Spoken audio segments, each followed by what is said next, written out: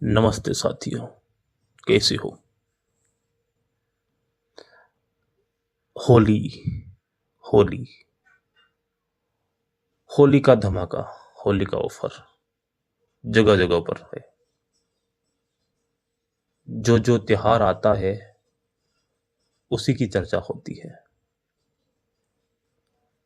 YouTube, Facebook, Instagram जैसे platform पर अभी सिर्फ होली के वीडियो या फिर रंग लगाने की वीडियो ही आ रहे हैं।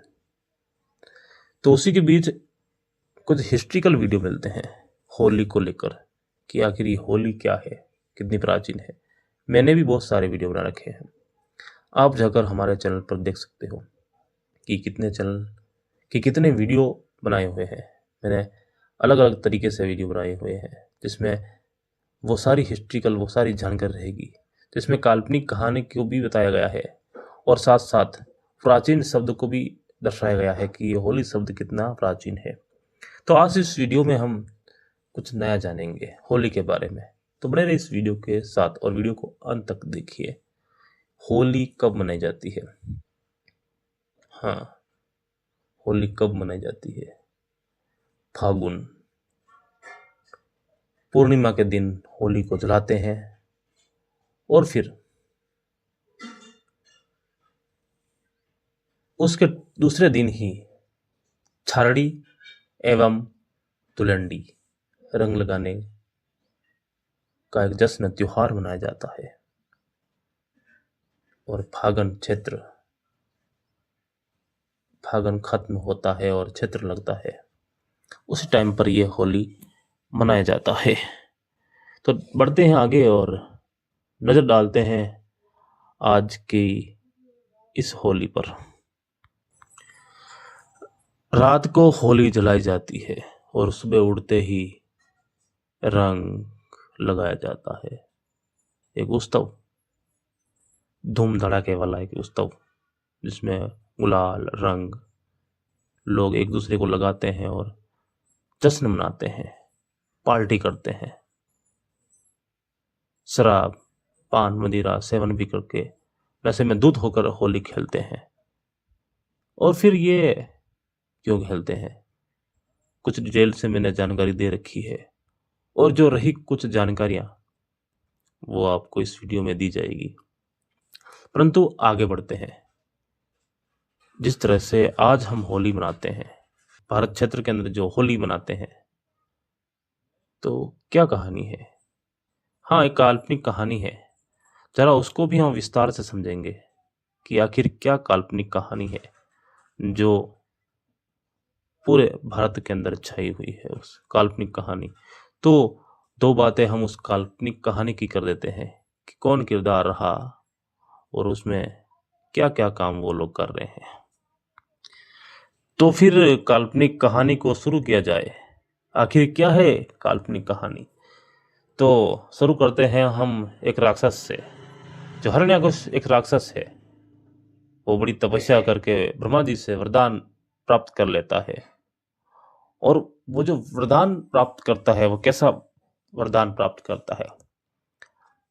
बड़ी तपस्या करने के बाद ब्रह्मा जी उनको वरदान देते हैं और कहते हैं कि न दिन के अंदर न रात के अंदर, न तो इंसान से न किसी जानवर से, न तो धरती पर न आकाश पर, कहीं पर तेरी मृत्यु नहीं होगी, तो किसी के हाथों नहीं मारा जाएगा, ऐसा वरदान मिला था। तो हिरण्यकश्यप राक्षस बड़ा ही क्रूर और शक्तिशाली एक राक्षस था। तो ज्यादा ही हाहाकार मचा हुआ था क्षेत्र के अंदर, जहां पर हिरण्यकश्यप का राज था, वहां पर हाहाकार मचा हुआ था। और अगर वो किसी के हाथों मारा जाता है तो वो सिर्फ भगवान के अवतरित नरसिंह नाम का एक किरदार था, उसी के हाथों हिरण्यकश्यप मारा जाता है। यानी विष्णु का अवतार नरसिंह के हाथों ही हिरण्यकश्यप की मृत्यु होती है। कैसे होती है? वध होने से पहले या मारा जाने से पहले कुछ कहानी बताई जाती है कि उसकी सहयोगी उसकी बहन थी होलिका, हिरण्यकश की जो बहन होलिका, तो उसको भी एक ऐसा वरदान मिला था। उसने भी तपस्या की थी, तो तपस्या में एक ऐसा वरदान मिला, और वरदान में उसको एक साड़ी मिली थी, एक ऐसी चादर, एक ऐसी साड़ी जो ओढ़ के बैठ जाए तो उसे आग जला नहीं सकती। वो उससे अमर अजर कहलाई थी। हाँ, तो वो उसी का साथ देती थी, हिरण्यकश अपने भाई का साथ देती थी। फिर सोचो कि आखिर ऐसी साड़ी मिलने पर उसे कोई मार नहीं सकता, उसे कोई जला नहीं सकता, तो फिर होलिका को कैसे मारा होगा? तो फिर होलिका को कैसे जलाया होगा? जरा इस बात पर भी विचार करते हैं। हाँ, विचार कर लिया कि ऐसी स्त्री को या फिर ऐसे भक्त को मारने के लिए भगवान खुद अवतरित होते हैं। जब होलिका को आग में बिठाया गया, अपने प्रहलाद को लेकर जब होलिका आग पर बैठी थी, प्रहलाद को लेकर जब होलिका आग पर बैठी थी, तब फिर वहां स्वयं जो अग्निदेव और फिर वायुदेव आए थे। वायुदेव ने पहले अग्निदेव ने कार्य किया, आग जला ली होलिका को जलाने के लिए। और दूसरी चीज, वायुदेव ने अपना प्रकोप दिखाया और फिर तेजी से हवा चलाई, तो उसके माध्यम से जो साड़ी थी, वो चादर थी, वो उड़कर प्रहलाद के ऊपर चली गई। जो हिरण्यकश का बेटा प्रहलाद, उसके ऊपर चली गई। प्रहलाद बच गया और फिर वो होलिका जलकर राख हो गई। तो ये है कहानी ऐसी। चलो आगे नजर डालते हैं और क्या कहानी है इसके बारे में। परंतु कहानी में कुछ बदलाव है। जो लोग होली को जलने पर, हिरण्यकश का वध होने पर खुशियां मनाते हैं, परंतु ऐसे शहर और ऐसे क्षेत्र भी है जहां पर होली को जलाने के बाद वो शोक में रहते हैं, वो कुछ खाते पीते नहीं है और एक ही टेंशन में रहते हैं कि किस तरह जो है होली को मारा गया था, किस तरह होली की हत्या की गई थी। इसी बात पर वो शोक टेंशन में रहते हैं और फिर वो मातम मनाते हैं कि आखिर हमारी ही हमारी ही एक पुरखा होलिका को कितना होलिका को कितना बेरहमी से मारा गया। इसीलिए ये बात सोचकर वो लोग शोक मनाते हैं। पर ऐसे कौन लोग हैं जो सिर्फ होली दहन के बाद शोक पर बैठे रहते हैं, होली नहीं मनाते हैं, और होली जलने के बाद वो उसके घर शांति का माहौल रहता है और एक शोक मनाते हैं। लगता है कि कोई मर गया है और सन्नाटा छा रहा है गांव घर में। कौन लोग है? पूरा भारत होली का जश्न मनाते हैं। तो फिर अब ये कहां से उड़ता है? वो जो लोग हैं होलिका और कश्यप के ही परिवार होंगे या फिर उनके वंशज हो सकते हैं। वही लोग तो मना रहे हैं शोक, वही दुखी है। तो फिर ये कहां पर है और कैसे और कौन से क्षेत्र के अंदर है, कौन सा इलाका है? तो जरा उसको भी हम समझ लेते हैं। बुंदेलखंड शहर में एक छोटे से गांव के लोग हैं जो होलिका दहन के बाद शोक मना रहे हैं, पीड़ित है, दुखित है, दुखी है, चिंतित है। होलिका और हिरण्यकश्यप की मौत का वो शोक मनाते हैं। वो गांव, वो क्षेत्र है ऐसा। गांव नीरज के निवासी होली और हिरण्यकश्यप के मौत का शोक मनाते हैं। और उन्हीं के अनुसार हिरण्यकश्यप का महल, जो हिरण्यकश्यप रहते थे, उनके वो घर, वो महल, ये आज भी वहां पर उपस्थित है। और उनके अनुसार हिरण्यकश्यप के किले का पुरातात्विक साक्ष्य प्रमाण आज भी मिला है और है, ऐसा आप लोग समझ सकते हो। और ये रिसर्च टीम के द्वारा, साइंस के अनुसार, ये सब कुछ रिसर्च करके ही पुरातात्विक के अनुसार वहाँ पर बताया गया है। तो आप लोग रिसर्च कर लीजिए, और फिर नहीं तो आप लोग वहाँ चले जाइए, देख लीजिए। ये होलिका और उसके भाई हिरण्यकश्यप का महल राज दरबार हुआ करता था, बुंदेलखंड के झांसी में हिरज गांव में उपस्थित है, आज भी देख सकते हो। और उस खंडन की आयु बताई जाए, यानी कि उस किले की अगर आयु बताई जाए, तो आज से करीबन 700 से 800 वर्ष पुरानी बताई गई है। तो आज से करीबन 700-800 वर्ष पहले वहाँ उस नगर के अंदर, उस महल के अंदर हिरण्यकश्यप का राज था। और इधर देखो तो होलिका बहन का भी साथ था हिरण्यकश्यप के साथ। और वहां पर अब हिरण्यकश्यप का बेटा रहा होगा, परंतु जो काल्पनिक कहानी है, उस कहानी को इस जगह हिरण्यकश्यप के महल की और उनके परिवारों की ओर बढ़ाने का क्या मकसद रहा होगा? आखिर वो काल्पनिक कहानी को इन लोगों को किरदार क्यों बनाए, आखिर क्यों लिया था? हाँ, ऐसा हो सकता है कि कुछ बातों को छुपाने के लिए, और हिरण्यकश्यप का कुछ ऐसे राज होगा जिसको छुपाने के लिए इन्हीं लोगों को मोहरा बनाया और इन्हीं लोगों को किरदार बना लिया उस कहानी में। होलिका दहन का जो भी कुछ बातें हैं, किरदार है, इन्हीं को बना दिया है। क्या लगता है आपको कि भगवान विष्णु के अवतार नरसिंह अवतार कब लिया था? आपके माध्यम से बताइए, आपके शास्त्रों के अनुसार बताइए। यहाँ पर रिसर्च के द्वारा अगर बताया गया है कि उस खंडर, उस किले की जो आयु है आज से 700-800 वर्ष पुराना है, तो क्या 700-800 वर्ष पहले ही यहाँ इस भूमि पर भगवान विष्णु का अवतार हुआ था नरसिंह रूप में? कैसे संभव हो सकता है?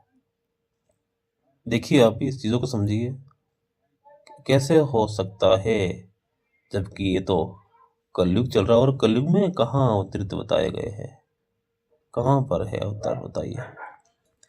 कैसे विश्वास करोगे आप कि 800 वर्ष पहले भगवान का अवतार हुआ था नरसिंह रूप में? रिसर्च बताता है, आप जाकर चेक कर लीजिए उस महल को कितना साल हुए बने। और अगर वो महल बना होगा तो ये तो उस महल के अंदर हिरण्यकश्यप और उसकी बहन होलिका रही होगी।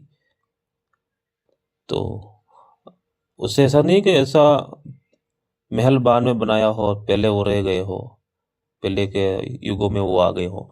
अगर ऐसा अगर होगा तो फिर क्या मकसद रहा होगा ऐसे महल किले बनाने का?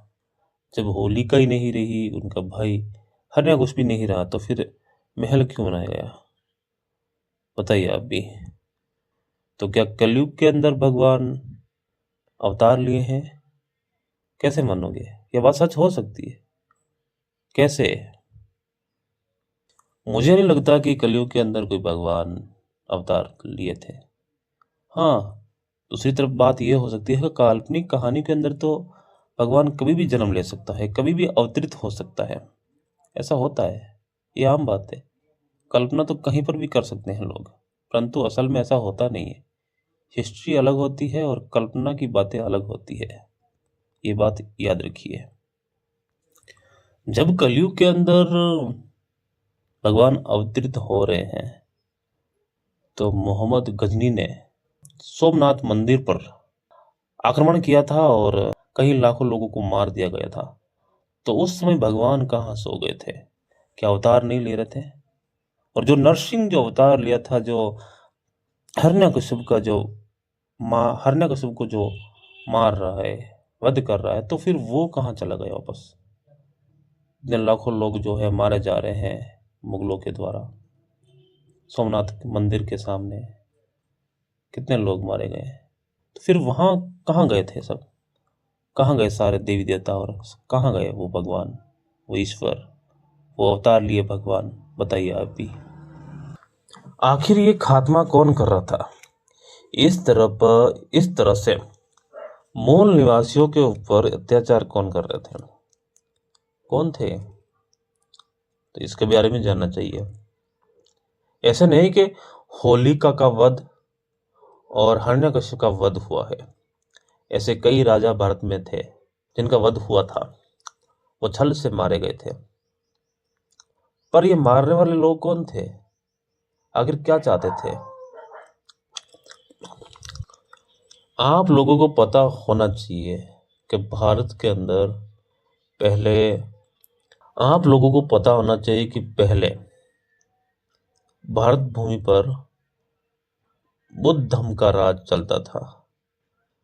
सिर्फ बुद्ध ही बुद्ध, जो कि आत्मा, परमात्मा, ईश्वर, भगवान पर विश्वास नहीं करते थे। सिर्फ अपने आप के ऊपर कि हम एक बुद्धि जीव हैं, जो हम बुद्धि जीव कर सकते हैं ऐसा कोई नहीं कर सकता है। और यहाँ पर ईश्वर कुछ नहीं होता है, यहाँ पर कुछ प्रकृति के नियम हैं जो सबको चलाता है।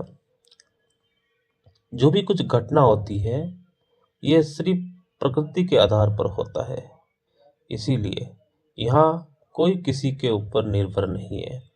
यहाँ सब कुछ सिस्टम से बना हुआ ये प्रकृति है और प्रकृति का नियम ही सब कुछ है। ऐसा बुद्ध मानने वाले थे, उनका झंडा गड़ा था भारत में। परंतु समय के साथ बुद्ध का खात्मा हो गया। क्या कौन किया? बुद्ध को कौन? आखिर कहाँ गए बुद्ध? मैं आप लोगों को बता देना चाहता हूँ। आप लोगों ने सुना होगा पर फिर भी बता देना चाहता हूँ। बुद्ध के मठों को बहुत ही बेरहमी से तोड़ा गया। मठ तोड़ तोड़कर मंदिरों में निर्माण किया, यानी कन्वर्ट कर दिया। मठ तोड़कर उसी जगह निर्माण कार्य किया, मंदिर बना दिया। आर्य लोगों ने सब कुछ सिस्टम बिगाड़ा। बुद्ध लोगों को खदेड़ा, और ऐसा खदेड़ा कि बहुत दर्दनाक मौत उन लोगों को दी। आर्य लोगों ने ऐसा शर्त रखा था कि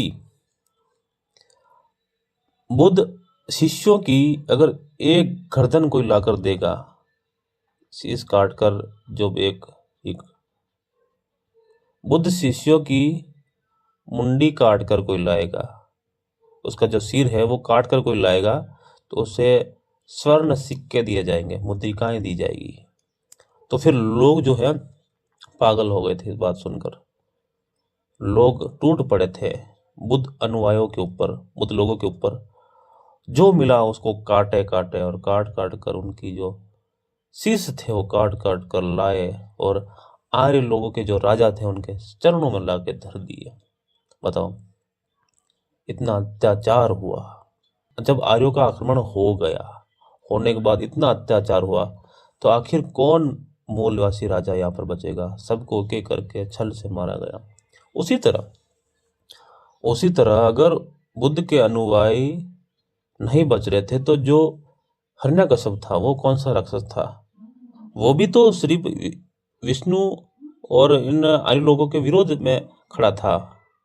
वो इसका मतलब ये होता है कि वो बुद्ध के पक्ष में कार्य कर रहा था। जिस तरह से बुद्ध चाहते थे वही कार्य वो कर रहा था, परंतु ऐसा होने नहीं दिया और उनको मार दिया गया था।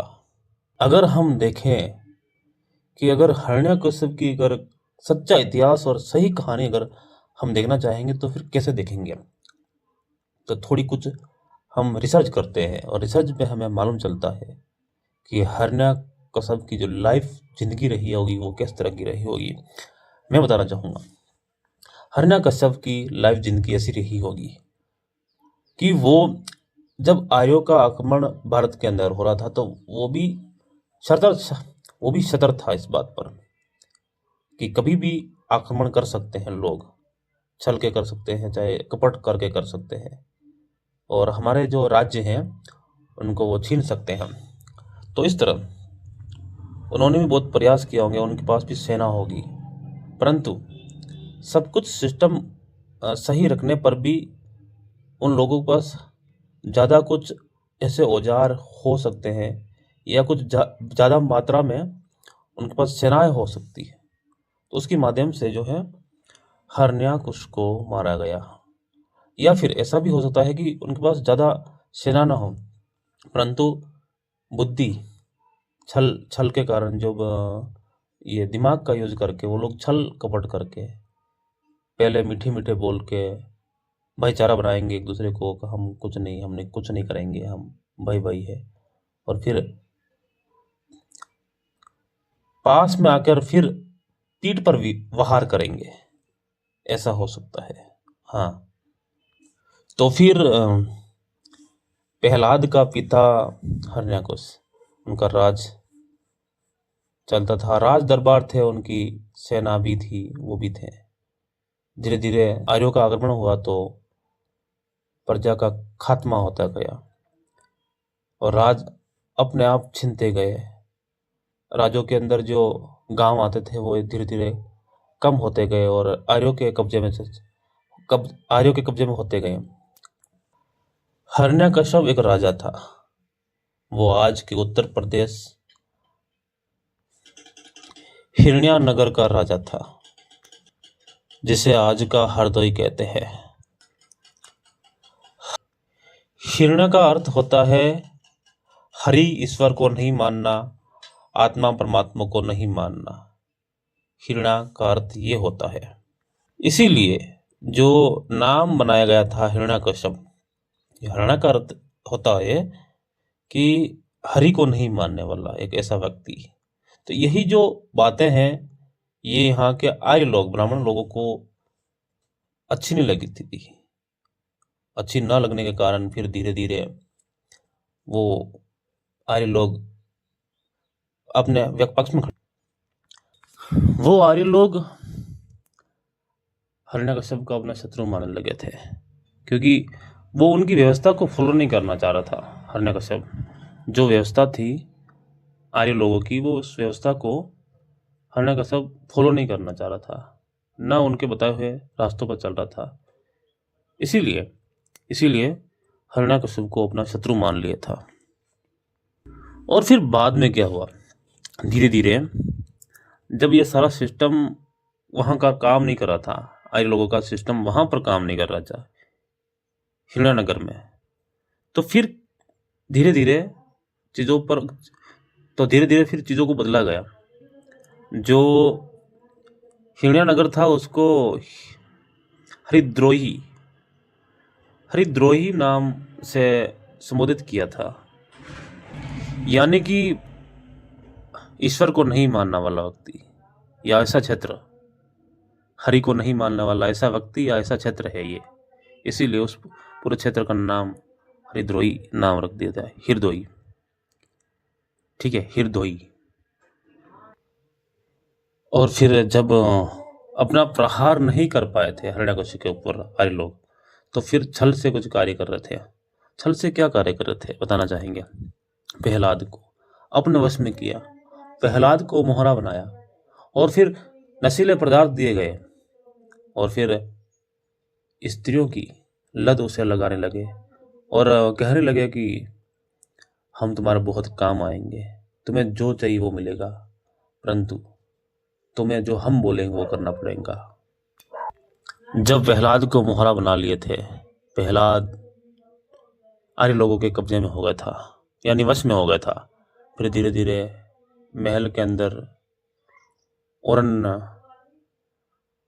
आर्य लोगों को आगमन का जो रास्ता है वो प्रहलाद ने बताए, दिखाए, भाई है हमारे शत्रु नहीं है। इस तरह से जो हिरण्यकश्यप अपने पिता से प्रहलाद कहते थे कि आने दीजिए, हमसे मिलने के लिए आए हैं, कोई वैर दुश्मन नहीं है, कोई दुश्मनी नहीं है इनसे। इसी तरह जो है प्रहलाद के माध्यम से उन लोग धीरे धीरे महल में प्रवेश करने लगे और फिर प्रवेश किए और फिर मुंह पर नकाब लगा लिए थे चेहरे, और फिर चेहरे पर एक नकाब लगा लिए थे, वो शेर वाला जो नरसिंह अवतार आप बताते हो विष्णु का, वैसा भी एक नकाब लगाकर, यानी कोई पहचान ले ले, यानी कि कोई पहचान न ले, इसी माध्यम से एक नकाब लगाया चेहरे के ऊपर। और फिर रात्रि के समय हिरण्यकश का वध कर दिया गया था छल से। उनके राज दरबार के अंदर घुसकर किसी धारदार हथियार से उसका वध कर दिया गया। ये है असली कहानी। इसी तरह हिरण्यकश का वध कर दिया गया था और फिर बची बहन उसकी होलिका, कुछ लफंगों ने, यानी लोगों ने लफंगों ने उनको पकड़ा और फिर उनका बलात्कार किया, रेप बलात्कार करके फिर उसे जिंदा जला दिया गया।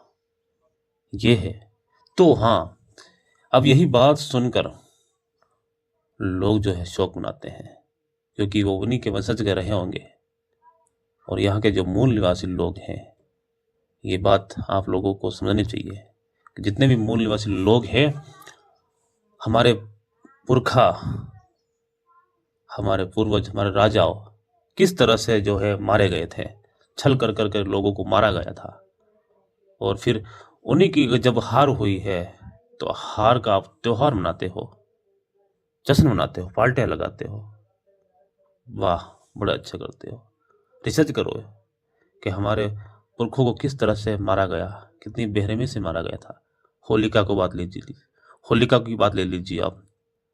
पहले उसका बलात्कार हुआ, फिर उसे नग्न अवस्था में करके जिंदा जला दिया, और फिर आप लोग आज उसी के नाम की खुशियां मनाते हो, जश्न मनाते हो। कैसा नियम है आपका, कैसा सिस्टम बना रखे आप लोगों ने। हिरण्यकश्यप के वंशज आज भी उपस्थित है छत्तीसगढ़ में जो अपने नाम के पीछे कश्यप लगाते हैं, वो उन्हीं के वंशज है। और आज भी वो उनको याद करते हैं, और फिर याद करते करते इतने खो जाते हैं कि ऐसा लगता है कि आज जो उस समय का जो प्रहार हुआ था होलिका के ऊपर या हिरण्यकश्यप के ऊपर, आज हम लोगों के ऊपर हो रहा है। इसीलिए वो शोक मनाते हैं, दुखी हो जाते हैं लोग। वो लोग आज भी हर वर्ष उस कहानी को एक कथा के माध्यम से ही सुनते हैं, बैठते हैं, शोक मनाते हैं। और बुजुर्ग जो है अपने जवान बेटे बेटियां को उनकी जो कुछ कहानी है उस कथा को प्रारंभ करते हैं और सुनाते हैं। तो कुछ शब्द मैं आप लोगों को सुनाना चाहूँगा कि वो लोग आज हिरण्यकश्यप और होलिका के बारे में क्या कहते हैं, और अपना जो वंश है, छोटे बच्चे हैं जो अपने, उनको वो लोग क्या सिखा कर आगे बढ़ते हैं। तो जरा उस पर भी हम नजर डालते हैं। वो कथा आरंभ करते हैं। कथा में कहा गया है कि 1000 वर्षों से ज्यादा का समय बीता है। हमारे ही पूर्वज एक कुर्मी राजा हुआ करता था। पश्चिम दिशा की ओर एक कुर्मी राजा रहा करता था। वो 2 भाई और एक बहन थी। बड़े भाई का नाम हिरण्यकश्यप था और छोटे भाई का नाम हिरण्यकश्यप था, और बहन का नाम होलिका था। ठीक उनके सामने पूर्व दिशा की ओर गोरासोर फाइडार था। इन्हीं के काल के समय कहीं से ब्राह्मणों का आगमन हुआ, यानी आर्य लोगों का आगमन हुआ था, जो हिरण्यकश्यप के राज्य में भेड़ चराते थे। उसी में से एक चतुर विष्णु नाम का युवक, जो भेड़ चराने आते थे, उन्हीं में से एक विष्णु चतुर एक विष्णु नाम का एक युवक था। उसने ही छल बल से तब छल से हिरण्यकछुआर की मृत्यु की थी, यानी वध कर दिया था, मार दिया था उसको छल से। तो फिर जो राजपाट था वो हिरण्यकछुआर के पक्ष में चला गया, यानी उसके छोटे भाई के पक्ष में गया था। यानी कि जो राजपाट था वो उनके हाथ में आ गया था, वो संभाल रहा था छोटे भाई, ठीक है ना। हिरण्यकछुआर, ठीक है ना। तो फिर विष्णु ने क्या किया कि वहां वो नहीं मार पाया, छोटा भाई को नहीं मार पाया, हिरण्यकछुआर को नहीं मार पाया। तो फिर उनके बेटे को उन्होंने मोहरा बनाया, वश में किया। उसका नाम था पहलू। उस हिरण्यकछुआर का जो बेटा था उसका नाम था पहलू, और पहलू को उन्होंने वश में किया। किसने किया? विष्णु नाम का एक युवक था, उसने अपने वश में किया। और फिर जो है वश में करके उन्हें नशीले पदार्थ दिए गए, और फिर कुछ ऐसी स्त्रियों के संग उसको रखा गया जो कि वो ज़्यादा मोहित हो उठा था।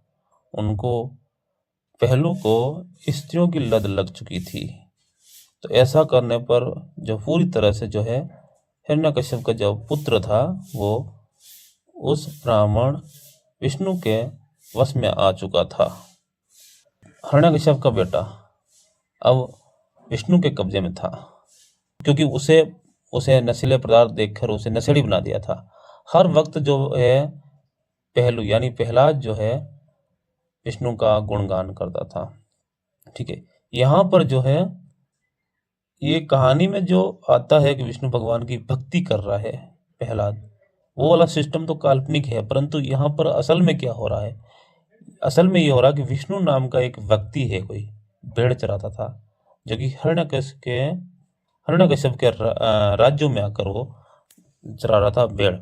और फिर वहीं से धीरे धीरे करके बड़े भाई यानी हिरण्यकछुआर को मारा। फिर हिरण्यकछुआर जो छोटा भाई था, उनका बेटा पहलू था। तो फिर हिरण्यकछुआर को मारने के लिए बेटे को वश में किया, पहलू को। फिर क्या किया, ऐसी बात आगे बढ़ती गई, और फिर आपस में लड़ते झगड़ते थे, क्योंकि वो उस विष्णु के वश में था अपना पुत्र जो पहलू। तो फिर दोनों की इतनी बनती नहीं थी, वो झगड़ा करते रहते थे। तो इस तरह से जो है हिरण्यकछुआर को गुस्सा आ गया था, और फिर पहलू को अपने राज्य से निकाल दिया था बाहर। तो बहुत दिन हो गए थे। तो फिर जो होलिका, जो हिरण्यकछुआर की बहन थी, वो यानी पहलू की बुआ, रहा नहीं गया उससे, तो फिर वो मिलने चली गई। कुछ खाने की सामग्रियां साथ में लेके गई और मिलने के लिए चली गई वहाँ, जहाँ वो उस या अन्य लोगों के लड़कों के साथ वो रहता था, बच्चों के साथ वो खेलता लिखता और फिर नशीले पदार्थ तक सेवन करता, और रात दिन वहीं पर रहता था। तो मिलने के लिए चली गई। वहां जाकर होलिका ने देखा कि प्रहलाद का क्या हाल कर रखा था वहां पर। प्रहलाद नाम तो ये एक जो शब्द है इसको उलट पुलट कर रखा है, पर पहला इनका वास्तविक नाम जो है पहलू नाम था प्रहलाद का। तो पहलू वहां पर जो है पूरा तरह से वश में था, नशे में धुत था, और उन लोगों के साथ वो मस्त खेल रहा था। और फिर जब वो समझाना चाहिए तो फिर नहीं समझा पहलू वहां पर। फिर बाद में होलिका वहां से चल दी, डांटा पीटा, और पहलू को डांट के चलने लगी। तो फिर डांटने के बावजूद फिर जो कुछ लड़के थे उनको भी डांटी कि तुम लोग मेरे को बिगाड़ लिए हो, और ये पहलू कितना बिगड़ गया है तुम लोगों के चक्कर में। ऐसे वो बोली होगी, कुछ न कुछ बोली होगी समझाने के लिए, या कुछ डांटी होगी। तो उसके बदले जो है होलिका थी, वो भी एक जवान लड़की थी। तो फिर बाद में क्या हुआ, उन लोगों की दृष्टि जो है उस जवानी के ऊपर पड़ी और फिर उस जवानी को तार तार कर दिया। उन लोगों ने पकड़ लिया और फिर अत्याचार किया, उसको नोचा पकड़ा होलिका को, और फिर गलत कार्य किया, छेड़खानी करी, और फिर अंत में उनके साथ गलत कार्य हो गया, बलात्कार हो गया। शारीरिक क्रियाएं, शारीरिक छेड़खानी उन लोगों ने कर ली। और फिर सब कुछ करने के बाद ये बात अपने भाई यानी होलिका के भाई को मालूम न चले, हिरण्या कछुआर को मालूम ना चले, इसीलिए उन लोगों ने सारा कुछ कांड करके फिर उसको जिंदा ही जला दिया था। फिर बाद में धीरे धीरे इस बात का पता चल गया कि उन लोगों ने ये बड़ा अच्छा नहीं किया है, बहुत गलत किया है मेरी बहन के साथ।